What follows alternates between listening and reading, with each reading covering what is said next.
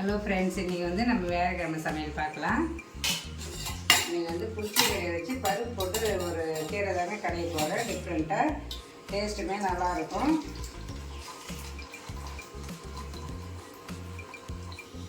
அதுக்கு இதில் வந்து பருப்பு வந்து ஒரு அரை மகனி போட்டிருக்கேன். ஒரு மீடியம் சைஸ் வெங்காயம், ஒரு சின்னதாக தக்காளி கட் பண்ணி போட்டிருக்கேன். இது அப்படியே வேகட்டும். இதில் வந்து காரத்துக்கு பச்சை மிளகா சேர்த்துக்கலாம். பச்சை மிளகா வந்து காரத்துக்கு ஒரு 3 பச்சை மிளகா சேர்த்துக்கிறேன். இது வந்து கேரட் பொரியலுக்கு ஒரு 3 ஸ்பூன் எண்ணெய் ஊற்றிடுவேன்.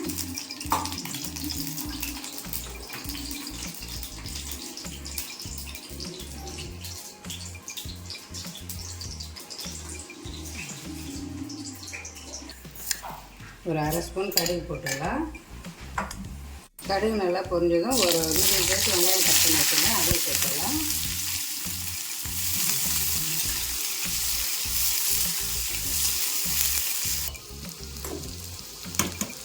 இது ஒரு பக்கம் எல்லாமே வேகட்டோங்க. நம்ம அதில் காலைல டிஃபனுக்கு சேமியா உப்புமா செஞ்சுக்கலாம்.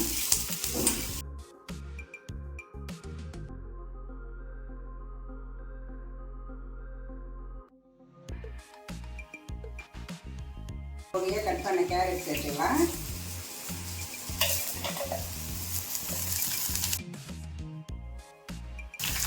சேமியா உப்புமாவுக்கு ஒரு 4 ஸ்பூன் எண்ணெய் ஊற்றிக்கலாம். பருப்பு நல்லாவே வெந்துடுது. நான் வந்து புளிச்சக்கீரை அலசி வச்சுருக்கிறேன், அதை சேர்த்துக்கலாம்.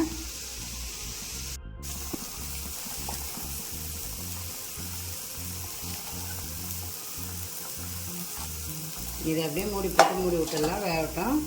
கேரட் பொரியலுமே கொஞ்சம் நல்லாவே வதங்கிடுது. தண்ணி சேர்த்துக்கிறேன்.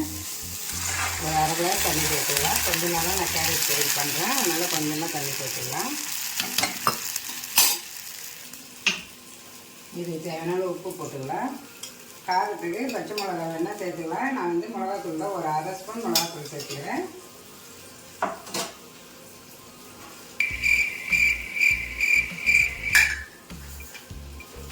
சேமியா உப்புமாவுக்கு எண்ணெய் நல்லா காஞ்சிட்டு ஒரு அரை ஸ்பூன் கடுகு சேர்த்துக்கிறேன்.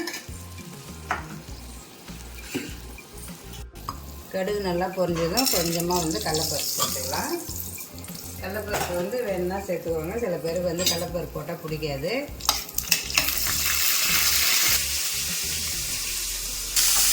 ஒரு பொடி வெங்காயம் கட் பண்ணி வச்சுருந்தேன், அதை சேர்த்துக்கலாம். காரத்துக்கு ஒரு பச்சை மிளகா சேர்த்துக்கிறேன்.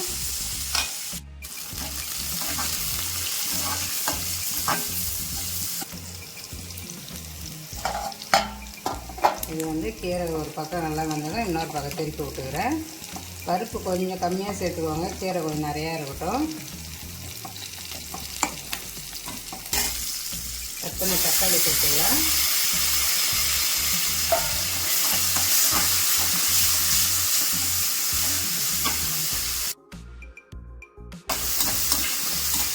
சேமியா உப்புமாவுக்கு தக்காளி போட்டு செய்யுது டேஸ்ட்டு ரொம்ப நல்லா இருக்குங்க. தக்காளி போட்டு செஞ்சு பாருங்கள், டேஸ்ட் சூப்பராக இருக்கும் சேமியா உப்புமா செய்யல. தக்காளி நல்லாவே வதங்கிடுது. ஒரு 400 ml தண்ணி சேர்த்துக்கிறேன். ஒரு பாக்கெட்டுக்கு 400 தண்ணி சேர்த்தாக்க கரெக்டாக இருக்குங்க.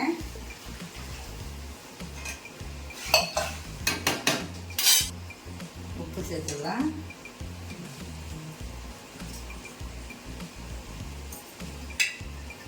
கொஞ்சமாக மஞ்சள்தூள் சேர்த்துக்கிறேன்.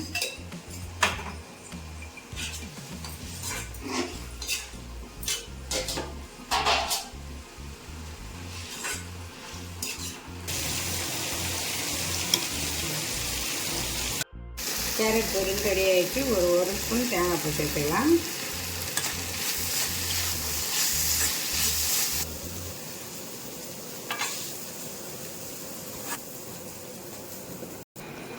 இப்போ இது கீரை நல்லாவே வெந்துடுது. இதை அப்படியே ஆறட்டங்க. ஆறுங்கிறப்ப நான் மிக்சியில் தான் அரைக்க போகிறேன். அப்படியே ஆறட்டும். நல்லா ஆற வச்சு அரைச்சா தான் நல்லாயிருக்கும். இது ரசத்துக்கு ஒரு 2 ஸ்பூன் எண்ணெய் ஊற்றிக்கிறேன். சேமியா உப்புமாவுக்கு தண்ணி நல்லா கொதிக்கிறது. இப்போ சேமியா சேர்த்துக்கலாம். இது வந்து சோளம் சேமியாங்க. சோளம் வெள்ளை சோளம் இருக்குது இல்லையா, அந்த சேமியா தான் நான் வாங்கியிருந்தேன்.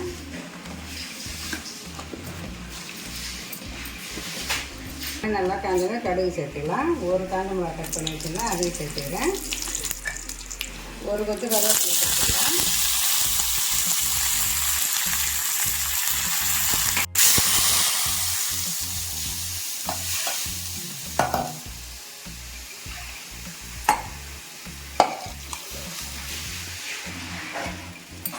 சேமியா உப்புமாவே ரெடி ஆகிடுச்சு. ஸ்டவ் ஆஃப் பண்ணிடலாம்.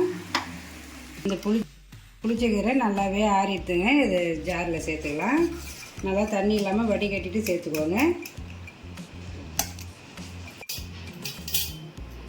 உப்பு போட்டுக்கலாம். இதை நல்லா அரைச்சி எடுத்துக்கிறேன். ரொம்ப பேஸ்ட்டாக அரைக்க வேணாம். இல்லை நீங்கள் சட்டியில் போட்டு கடையிறீங்கன்னா கூட கடைஞ்சிக்கலாங்க.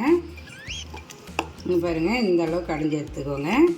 நமக்கு சட்டியில் கடைஞ்சால் இன்னும் நல்லா இருக்குங்க டேஸ்ட்டு. ஆனால் வந்து டைம் ஆகிடுச்சு. அதனால் வந்து நான் ஆற வச்சு மிக்சிலே கடைஞ்சிட்டேன். நம்ம இப்போ வேக வச்ச பருப்புலேயே தண்ணி இருந்தது இல்லையா, அதையும் அதில் ஊற்றிக்கிறேன். இது நல்லா மிக்சி ஜாரை வந்து தண்ணி வந்து இதுக்கப்புறம் இது சேர்க்க வேணாங்க. நம்ம அதில் வடிகட்டி எடுத்துக்கிறோம் இல்லையா, அந்த தண்ணி மட்டும் சேர்த்துக்கோங்க. ஒரு 3லேருந்து 4 ஸ்பூன் எண்ணெய் ஊற்றிக்கலாம். இதை நம்ம வச்சு சாப்பிட்றீங்க அப்படின்னா கொஞ்சமாக அதில் புளி சேர்த்துக்கோங்க. வேகவிலே புளி சேர்த்து அதை நல்லா இந்த அளவு கடைஞ்சிட்டு அதுக்கப்புறம் தாளித்து எடுத்து வச்சிங்கன்னா நல்லா மதியானம் நைட்டுக்கு சாப்பிட்லாம். சூப்பராக இருக்குங்க டேஸ்ட்டு. கண்டிப்பாக வந்து இந்த புளிச்சக்கீரை இந்த மாதிரி ட்ரை பண்ணி பாருங்கள்.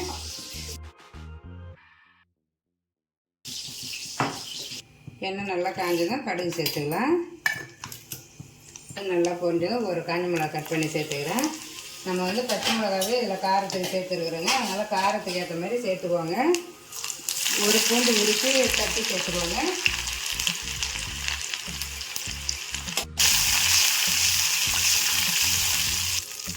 பூண்டு நல்லா இந்த அளவு கலர் மாறணும் நம்ம கீரையில் சேர்த்துக்கலாம்.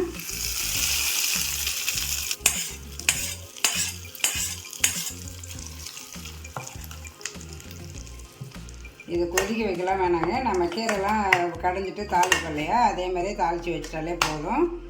கொதிக்க வைக்க தேவையில்லை. நல்லா சூப்பராக நம்ம வீட்டு சமையல் எல்லாமே ரெடி ஆகிடுச்சிங்க. சுட சுட சாதத்துக்கு பருப்பு கோம்பை போட்டு ஒரு சூப்பராக ஒரு கடையல். டேஸ்ட் நல்லா சூப்பராக இருக்குதுங்க. நான் வந்து டேஸ்ட் பண்ணி பார்த்தேன். அவ்வளோ சூப்பராக இருக்குது. அதுக்கப்புறம் தக்காளி ரசம்,